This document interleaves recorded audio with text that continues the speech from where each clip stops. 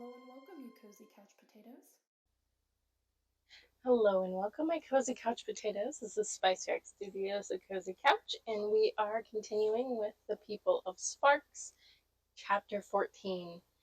Chapter 14 is the very middle of this book. We are halfway. It even says, hold on, should have been prepared. So the page right before chapter 14 is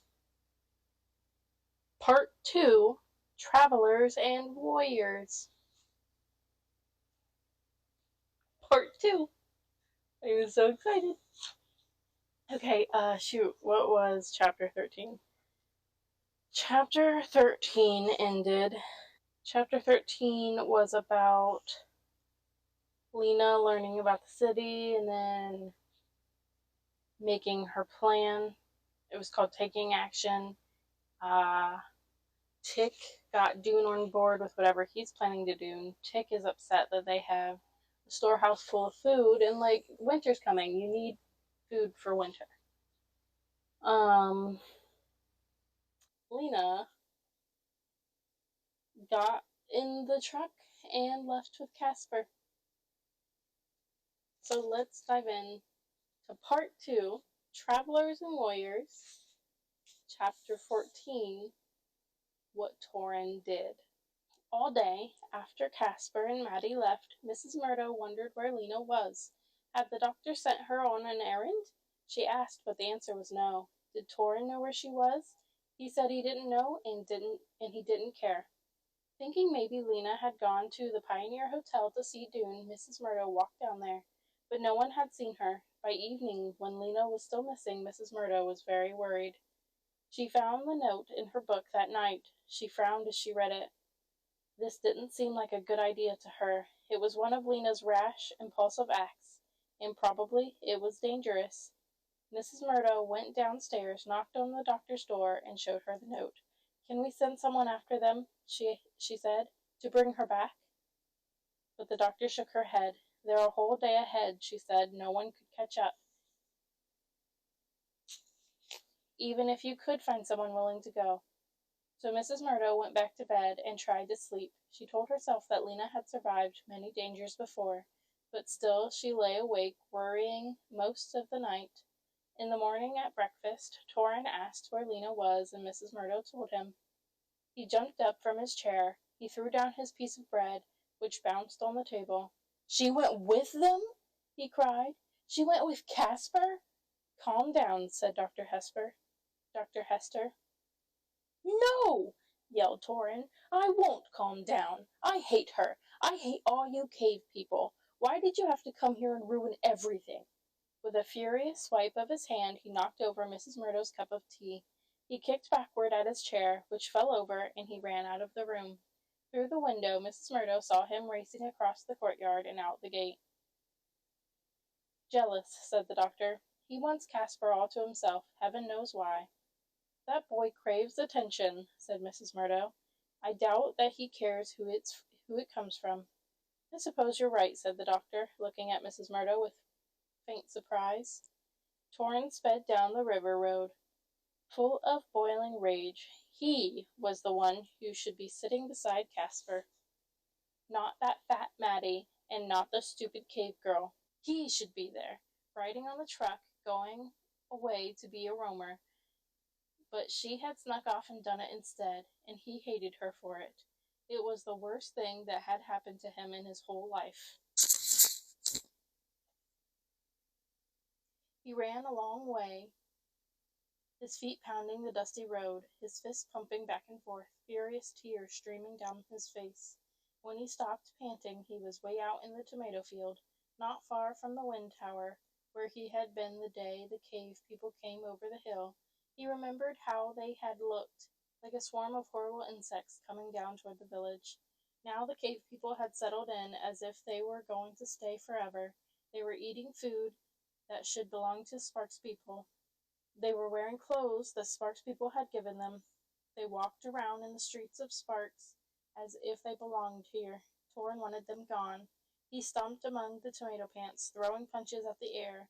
"Get out of here! Get out!" he cried, as if Lina and all the Emberites were there to hear him. His thoughts were like flames inside his head. He kept seeing Casper on the seat of his truck with Maddie on one side of him and Lina on the other. The feeling that went with this picture was like a sharp stick in his stomach. If only he had one of those giant bombs they had in the old days. He imagined they were about the size of watermelons. He would shoot one at Lina. Pow!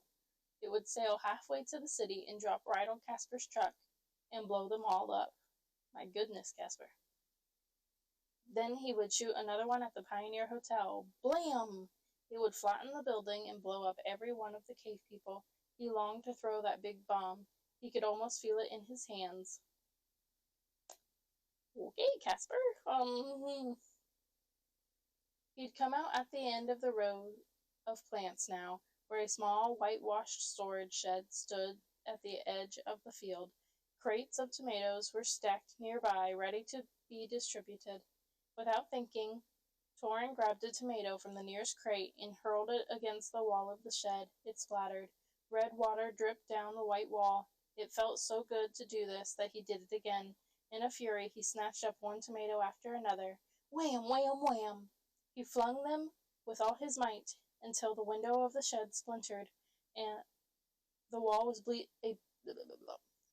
bleeding mess, and a long mound of broken red flesh lay on the ground.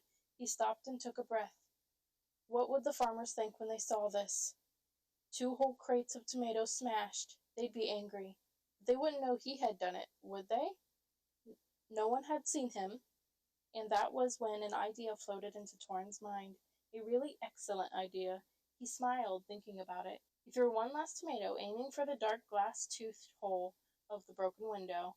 There was a satisfying crash as the tomato knocked something over inside. Torren turned and ran, but he didn't go all the way home. When Doon came through town that morning on the way to work, he found Mrs. Murdo waiting for him by the side of the road. She signaled to him with one finger, and he left the stream of workers and came over to her. "Lina has gone off," she said. "I thought you should know." Gone off? Gone off where? Mrs. Murdo produced a scrap of paper from the pocket of her skirt. "Read this," she said. Doon read. He scrunched up his nose in puzzlement. He remembered Lina telling him something the other day about these people, Casper and Maddie. What had she said? He tried to recall. He looked again at the note. "Something important," she says. "What would that be?" Mrs. Murdo shrugged her thin shoulders. "She gets ideas in her head," she said. Doon could see that she was worried, though she didn't say so. She says she'll be back in 2 or 3 days, said Doon. "That's not so long." "The odd thing is," said Mrs. Murdo, "that Casper, when he left, said he wouldn't be back for several months." Doon frowned. What was Lina up to? He didn't understand it, but he didn't want to make Mrs. Murdo more worried than she was. "She must have some plan for getting back," he said, handing back the note. "Of course," said Mrs. Murdo briskly. She folded the note and replaced it in her pocket. "There's no need to worry. I'll have her come and find you as soon as she returns." She headed back toward the doctor's house, and Doon went toward the fields. He walked slowly to give himself time to think. He was upset about Lina. How could she be so foolish as to launch herself out into an unknown world with 2 unknown people? But in a way he wasn't surprised. Lina was always eager to investigate new places. Look how she'd gone up to the roof of the gathering hall on the first day she became a messenger in Ember.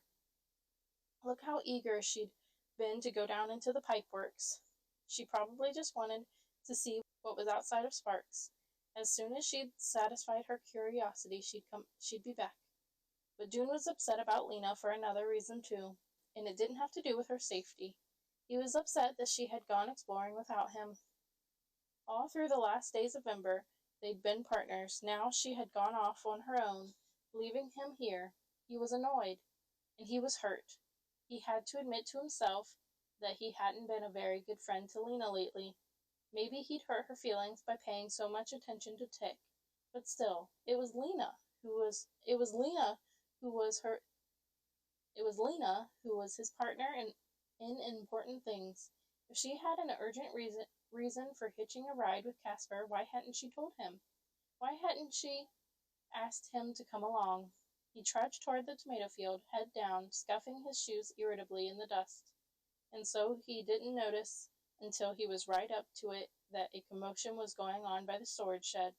Everyone was crowded around it, and Chugger, the team leader, was yelling. Doon hurried forward to see what was going on. Wasted, wasted, Chugger was shouting. 2 whole crates smashed. Who's done this?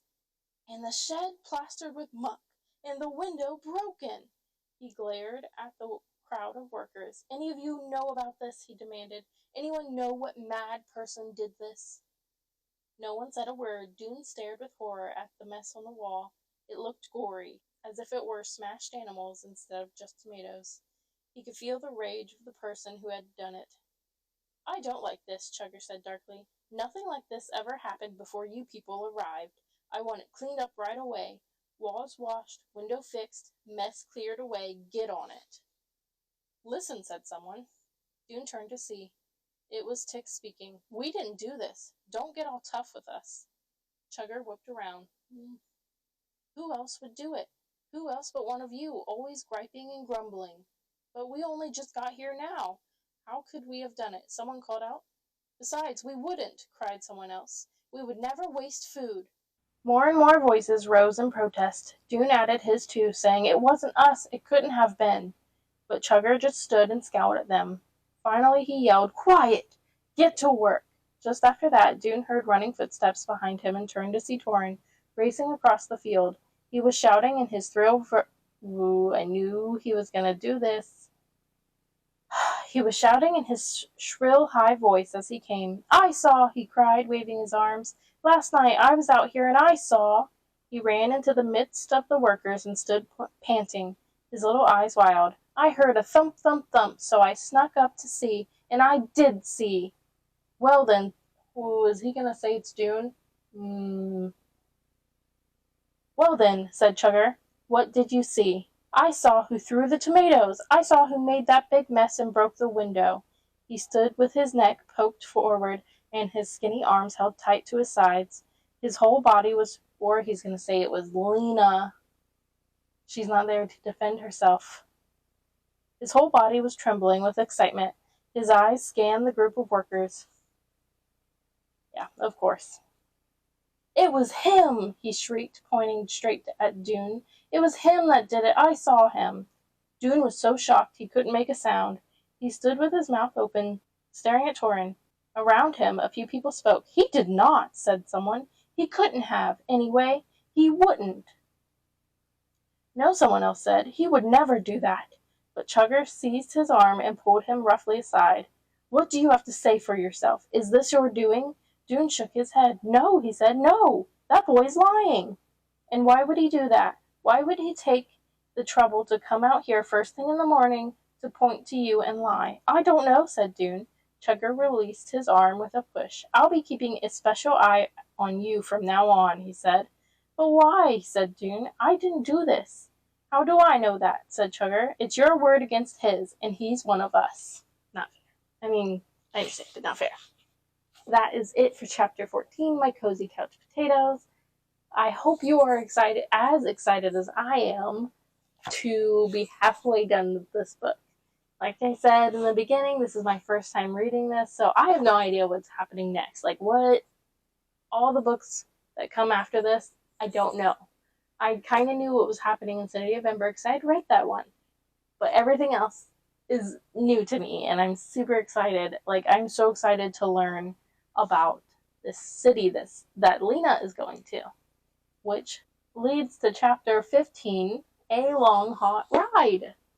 I will see you next time. My Cozy Couch Potatoes. Have a good one. Bye.